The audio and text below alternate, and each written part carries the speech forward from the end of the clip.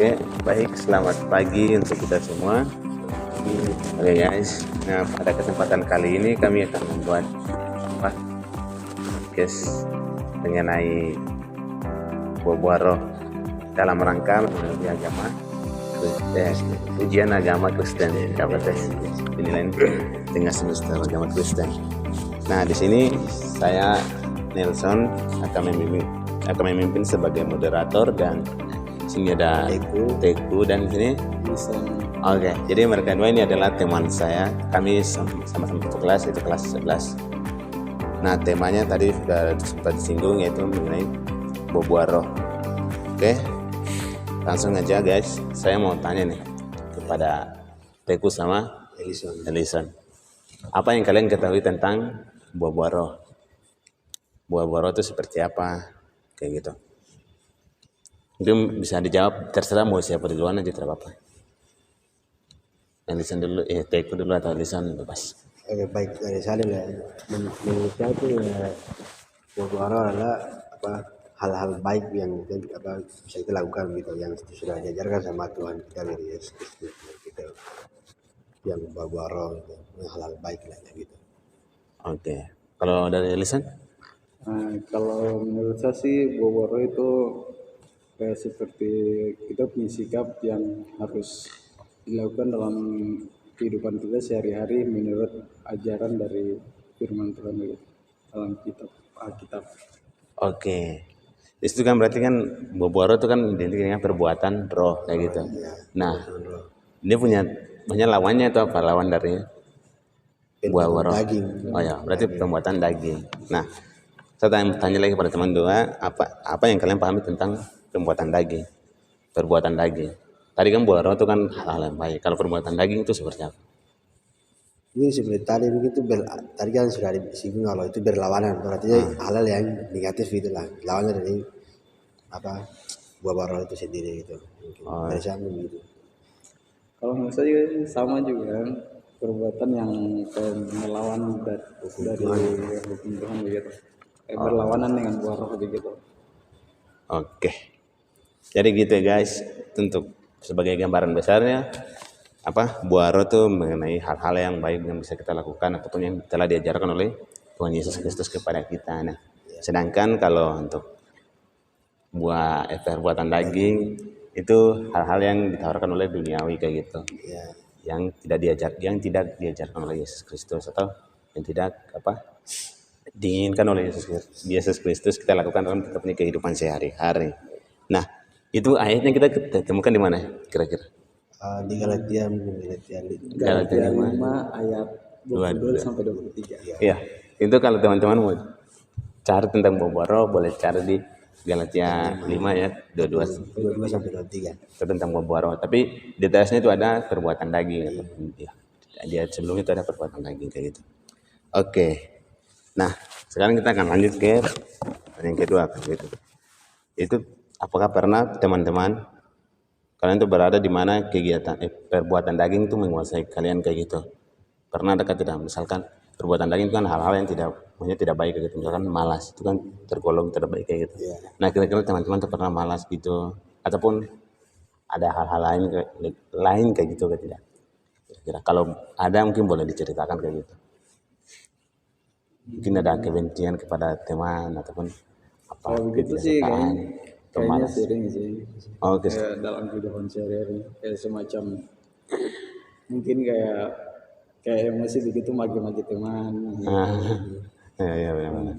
Terus kayak bangun pagi terus tidak berdoa langsung lakukan aktivitas saja gitu.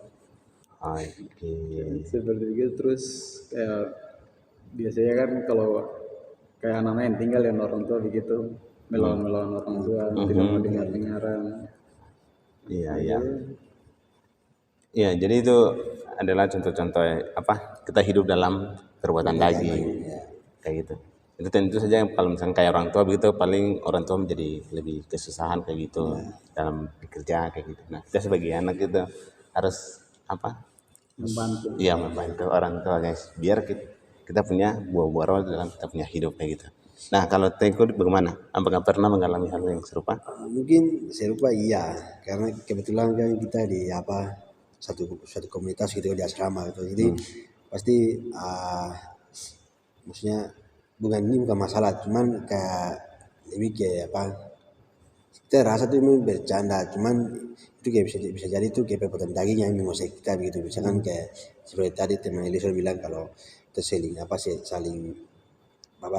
maki-maki ya gitu, atau menghina teman kayak begitu. Sebenarnya itu secara tidak sadar kita tuh sedang dikuasai oleh perbuatan daging. Makanya apa, kita tuh saling menghina satu sama lain kayak gitu. Tapi saya juga pernah mengalami gitu, karena sering apa, mungkin rasanya bercanda, tapi jadinya tuh kayak apa, ada yang kena, maksudnya merasa itu ada yang maki-maki terus kayak begitu, jadinya tuh kayak ada yang menganggap itu kayak serius begitu kayak jadi ini pernah mengalami kayak begitu. Mungkin itu yang bisa dikurangi mungkin. Oke, jadi dari poin yang kita bisa ambil dari itu adalah terkadang mungkin kita menganggap hal-hal yang kita lakukan sebagai candaan kayak gitu, tapi mungkin bisa menyakiti hati orang lain. Ini beda cerita dengan orang yang menerimanya gitu. Beda cerita dengan orang yang menerima kayak gitu. Tapi kalau misalkan kita punya teman yang memang suka kerap, mungkin ya itu biasa aja kayak gitu. Tapi tetap kita harus, walaupun sudah biasa, kita tetap harus mengontrol kita punya candaan kayak gitu. Karena secara tidak langsung itu tetap kita dikuasai oleh Perbuatan daging. Perbuatan daging kayak gitu. Oke. Tadi kan ada 2 poin utama tuh, perbuatan daging sama perbuatan roh. Nah, kira-kira ini menurut Gianting dua apa yang lebih mudah kita lakukan? Yang mudah kita lakukan atau mudah kita jalankan kayak gitu? Apakah perbuatan roh ataupun perbuatan daging kayak gitu? Perbuatan daging sih maksudnya. Sama juga. Perbuatan daging. Nah, kira-kira kenapa itu perbuatan daging? Karena memang itu kayak lebih gampang gitu, gampang. Tanpa kita sadari Tanpa pun kita sadari pun barang terus keluar sendiri begitu. Oke. Nah, kira-kira ada ini tidak alasan khusus kayak gitu? Nah, misalkan kalau dari saya tuh karena memang melakukan hal-hal yang dunia itu kan lebih nikmat kayak itu, maksudnya lebih enteng, terus kayak lebih membuat kita tuh lebih gimana? Terhibur dengan orang yang tersakiti kayak gitu toh. Nah, paling lebihnya ke situ sih, dimana kita melakukan hal-hal duniawi agar orang lain tersakiti, terus kita yang terhibur kayak gitu. Kita merasa puas melihat orang-orang yang Menderita gitu. iya menderita kayak gitu. Itu adalah mungkin sifat manusia umumnya kita. Iya, Pada umumnya gitu. Sehingga untuk melakukan hal-hal dunia itu lebih mudah kayak gitu. Mudah ya. Apalagi malas-malasan kita, misalkan malas cuci, malas lebih enak tidur kayak gitu. Nah, jadi sudah ditangkap guys. Mungkin menurut teman-teman yang lagi nonton, menurutnya yang lebih mudah dilakukan itu yang mana, boleh ditulis di kolom komentar ya guys. Oke, kita akan lanjut ke poin selanjutnya. Apa kira-kira apa yang menghambat kamu sebagai remaja Kristen untuk tidak melakukan buah roh? Hal-hal yang menghambat kalian itu tidak melakukan buah roh tadi yang ada di Galatia tadi 5 ayat 22 sampai 23. Kira-kira hal apa sih yang menghambat kalian kayak itu? Atau menghambat kita semua? Boleh yang lagi nonton juga boleh silakan. Boleh tulis di komentar maksudnya. Oke, boleh dijawab.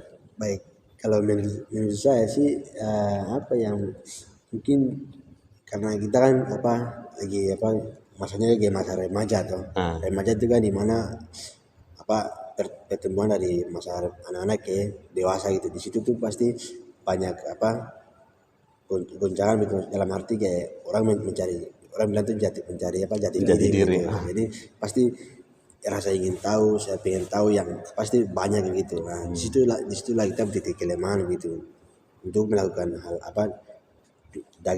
keinginan daging itu lebih kentara keluar situ gitu.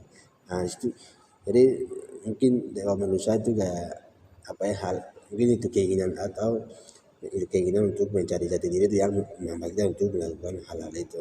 Tapi di balik itu juga kita bisa mengontrol begitu, mengontrol dalam arti kayak kita memang semua orang itu mengalami hal yang namanya mencari jati diri, tapi kita juga harus tahu itu batasan-batasannya. Kita harus tahu maksudnya batasan-batasan yang harus kita mana yang kita boleh lakukan, mana yang kita tidak boleh lakukan itu, mana yang kita harus tahu itu ya gitu mungkin. Oke. Jadi intinya tentang mencari jati diri. Ya, gitu. Nah, sebelum kita mencari kita punya jati diri, berarti kita perlu apa? Baca ataupun mendengarkan firman mengenai hal-hal kebenaran kayak gitu. Sehingga saat kita mencari kita punya jati diri itu tidak lenceng dari salah jalan dari firman ataupun Alkitab itu sendiri kayak gitu. Sehingga kita tetap berada di posisi kebenaran, yaitu mengikuti Berdasarkan firman Tuhan. ya berdasarkan firman Tuhan ataupun mengikuti buah-buah roh yang ada yang di kita punya tahu. Kalau dari yang tinggal listen bagaimana? Apa yang menghambat? Misalkan kau saja apa yang menghambat kau untuk tidak hidup dalam buah-buah roh? Kalau dari saya sih selain dari kurangnya dekat dengan Tuhan tuh dari maksudnya dari pertemanan begitu. Kan ada pertemanan juga yang untuk apa membuat kita bertumbuh, ada juga yang untuk kayak untuk bersenang-senang begitu. Jadinya kita melupakan semua ini apa yang harus kita lakukan sebagai remaja Kristen begitu. Jadi selalu itu kita punya teman-teman melakukan hal-hal yang tidak baik begitu. Jadinya kita Terbawa arus gitu. harus begitu. Berarti mungkin apa dengan siapa kita berteman mungkin menentukan kita punya itu perilaku gitu ya. Ya jadi begitu juga. Oke.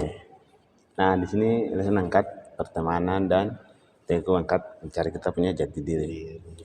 Oke, itu adalah dua hal yang bisa menghambat kita punya apa? Kita menghambat kita punya Perbuatan roh. iya, menghambat perbuatan roh kayak gitu. Itu salah satu segi 2 poin kayak gitu.